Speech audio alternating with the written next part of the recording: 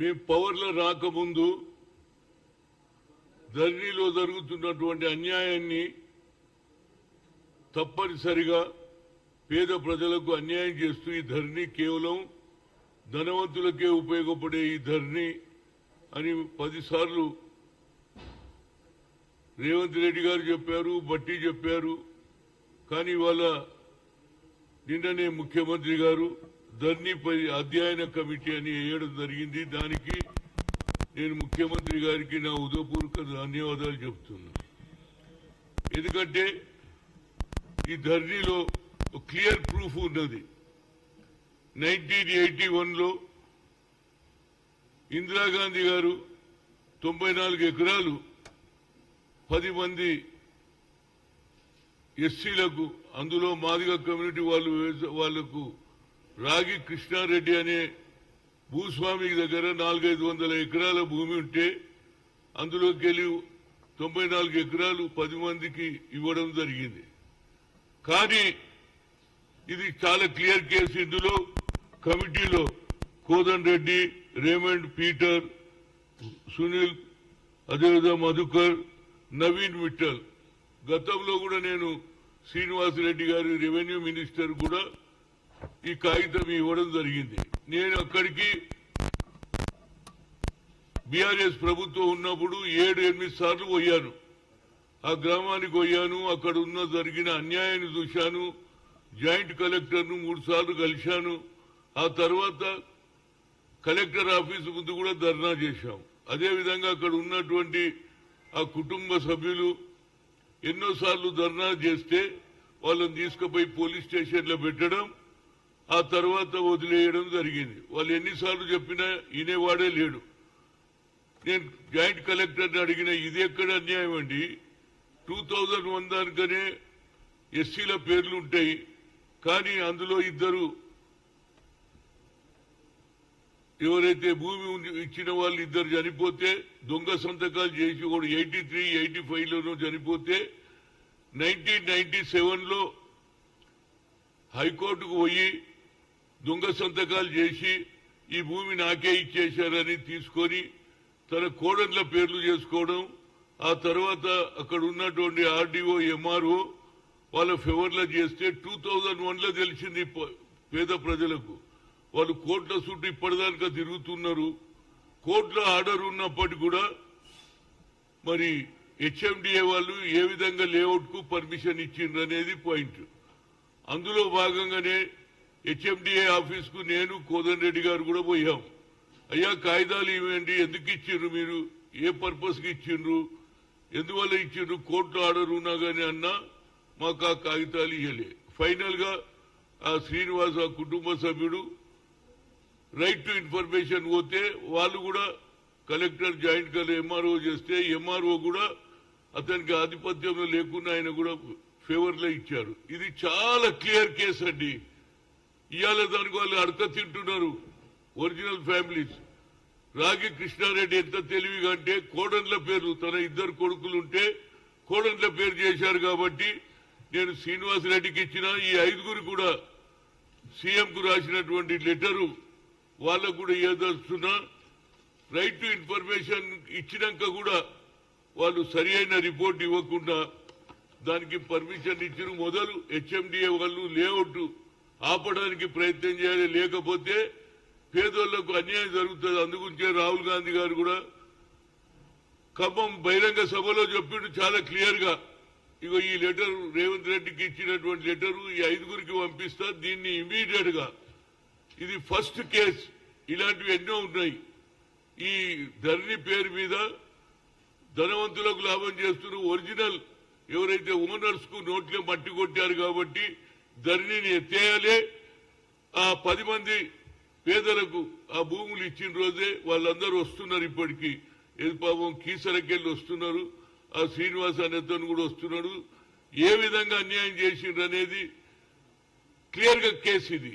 అంటే అక్కడ వాల్యూ పెరిగిపోయింది. ఒక్కొక్క ఎకరం 5 కోట్లకు అమ్ముతున్నారు. అంటే ఇది ఆల్మోస్ట్ ఆల్ ఈ 500 కోట్ల స్కామ్. ఈ స్కామ్ లో ఎవరెవరు ఉన్నారు, ఆర్డీఓ, ఎంఆర్ఓ వాళ్ళందరినీ కూడా సస్పెండ్ చేయాలి. ఏ విధంగా ఇస్తారు? కోర్టులో కేసు ఉన్నప్పుడు కోర్టు స్టేటస్ కో మెయింటైన్ చేయమంటే వీళ్ళు మొదలే పర్మిషన్ ఇచ్చేశారు. దీని మీద నేను తప్పనిసరిగా ఇది ఫస్ట్ కేసు. ఇలాంటి కేసు నేను అనుకుంటా ఎక్కడ జరగలే. అందులో ఇందిరాగాంధీ ఇచ్చిన భూములు కూడా మళ్ళా దొరలకే పోయిందంటే మరి ఇందిరాగాంధీ ఏ ఉద్దేశం చేసింది? పేద ప్రజలకు న్యాయం చేయాలి, బడుగు బలహీన వర్గాలకు చేయాలంటే అది కూడా మరి దొరల చేతికే పోయింది. కాబట్టి ఇది క్లియర్ కేసు. ధరణిలో ఇది ఫస్ట్ కేసు. దీన్ని తప్పనిసరిగా ఈ 5 మంది కమిటీ మెంబర్స్ కు నేను అందరికీ లెటర్ రాస్తున్నా. వాళ్ళు తప్పనిసరిగా దీనికి న్యాయం చేసి మళ్ళా ఆ పేదోళ్లకు హరిజనులకే భూమి ఇచ్చిన రోజే నిజమైన ధరణి తీసేసినట్టయితుంది. కానీ తప్పనిసరిగా ఇలాంటి కేసులు ఎన్ని ఉన్నాయో ఇదైతే ఫస్ట్ కేసు. ఇందిరాగాంధీ ఇచ్చినటువంటి భూములు రాహుల్ గాంధీ చెప్పాడు. ఇందిరాగాంధీ ఇచ్చిన భూములు కూడా ధరణి పేరు మీద తీసేసుకుని దీన్ని తప్పనిసరిగా ధరణిని క్యాన్సల్ చేయాలి. మన కొత్తగా ఎవరైతే ఒరిజినల్ గా పేద ప్రజలకు ఉన్నటువంటి పట్టు ఏది గతంలో వాళ్ళ తాత ముత్తాతల భూములు ఉన్నాయి కూడా అదేవిధంగా అసైన్డ్ భూములు కూడా తీసేసుకున్నారు. కనుక దీని మీద తప్పనిసరిగా దర్యాప్తు చేయాలి. ఆ హరిజనులకు ఇవాళ అడక తింటున్నారు, వాళ్ళు షెడ్లలో వండుకుంటున్నారు. నేను పోయి చూసిన 7 సార్లు 8 సార్లు పోయా. అయినా కానీ ప్రభుత్వం పట్టించుకోకుండా ధనవంతులకే లాభం చేస్తుంది. కాబట్టి ఈ ధరని తీసేసి మళ్ళా పేద ప్రజలకు న్యాయం జరిగినాడే నిజమైన ఇందిరాగాంధీ ఇచ్చినటువంటి పేద ప్రజలకు న్యాయం జరుగుతుంది అనేది నా ఉద్దేశం. ఏదైనా ముఖ్యమంత్రి గారు చొరవ తీసుకొని ఇమీడియట్ గా ఒక కమిటీ వేశారు. ఈ కమిటీలో తప్పనిసరిగా న్యాయం జరగాలి. మొదలు హెచ్ఎండిఏ వాళ్ళు దాని లేఅవుట్ క్యాన్సల్ చేయాలి. లేకపోతే నేను హెచ్ఎండి ఆఫీస్ దగ్గర ఒక వారం 10 రోజుల తర్వాత దీనికి ఏదైనా సరి అయిన జవాబు రాకపోతే హెచ్ఎండిఏ ఆఫీస్ దగ్గర ధర్నా చేస్తా. జనానికి తెలియాలి పేద ప్రజలకు ఏ విధంగా అన్యాయం జరుగుతుంది. గత బీఆర్ఎస్ ప్రభుత్వం గొప్పలు చెప్పుకుంటుంది. ఎంత అన్యాయం చేసిందంటే ఇది ధరణి అని కేవలం కోటీశ్వర్లకే లాభమయ్యే ధరణిని దీన్ని ఎత్తేసేయాలి. దీన్ని క్యాన్సల్ చేసి కొత్త విధానం తీసుకొచ్చి రియల్ ఎవరైతే వాళ్ళు తాత ముత్తాతల నుంచి ఉన్నటువంటి భూములు అసైన్ భూములు కూడా దాన్ని తప్పనిసరిగా పేద వాళ్ళకు ఇచ్చిన రోజే నిజమైన ఇందిరమ్మ రాజ్యం వస్తుంది. ఎందుకంటే రేవంత్ రెడ్డి గారు ఇందిరమ్మ రాజ్యం రావాలని అభయహస్తం అనే కార్యక్రమం పెట్టాడు. అందులో ఇది కూడా భాగమే. ఈ ధరణిని ఎత్తేసేయాలి. ఆ కీసర దాయర్లో ఉన్నటువంటి పేదవాళ్లకు తప్పనిసరిగా వాళ్ళకు అందిన రోజే ఇలా అడక తింటున్నారు. వారికి న్యాయం చేయాలని కోరుతున్నా. తప్పనిసరిగా ఈ 5 మెంబర్లు కూడా క్షుణ్ణంగా కోర్టులో కేసు నడుస్తున్నప్పుడు హెచ్ఎండిఏ వాళ్ళు లేఅవుట్ కి ఎట్లా పర్మిషన్ ఇచ్చిండ్రు అనేదే పాయింట్. కేసు నడుస్తున్నప్పుడు అదే స్టేటస్ కో మెయింటైన్ చేయమంటే ఆర్డీఓ ఉన్నటువంటి ఆయన రెడ్డి గారు ఉన్నారు, ఆయన ఇంకొక ఆయన ఇద్దరు కలిసి పర్మిషన్ ఇచ్చేసారు వాళ్ళ ఫేవర్ లా. 2001 దానిక వీళ్ళ పేర్లు ఉన్నాయి. 2001 తర్వాత ఏది రాగి కృష్ణారెడ్డి కోడట్ల పేర్లు వచ్చేదానిక వీళ్ళకి తెలియదు. ఆ తర్వాత ఈ పేద ప్రజలు ఏ విధంగా కోర్టుకు పోతారండి? సో ఏది తినేతందుకే తిండి లేదు. అయినా శ్రీనివాస్ అనే వాళ్ళ కుటుంబ సభ్యుడు దీని వెనకాలనే ఉన్నాడు. ఇప్పుడు వస్తున్నాడు పాపం, కీసరకెళ్ళి వచ్చినాక వాళ్ళను కూడా మీ అందరికీ కల్పిస్తా. వాళ్ళ ఏది జరిగింది ఏందో ఇంకా వాస్తవాలు అతను రైట్ టు ఇన్ఫర్మేషన్ ఇచ్చినాక కూడా అన్యాయం జరుగుతుంది. అంటే హెచ్ఎండిఏ వాళ్ళు ఎంత దాచి పెడుతుండ్రో తెలియదు. 2 సార్లు పోయినా మేము ఆడికి, నేను కోదర్ రెడ్డి పోతే కాయిదాలే అయ్యారండి.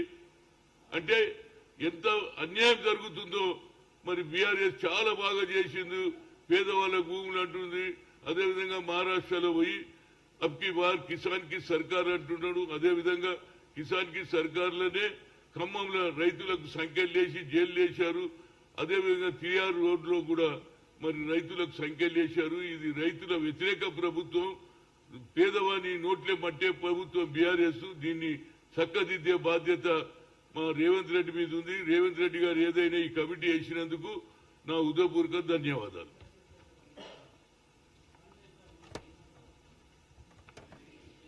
వస్తుంది ఇప్పుడు వాళ్ళు వస్తుంది. వాళ్ళు అందరూ పాపం ఆడికెళ్ళి రావాలిగా. కీసర్ ఎంత దూరం ఉంది.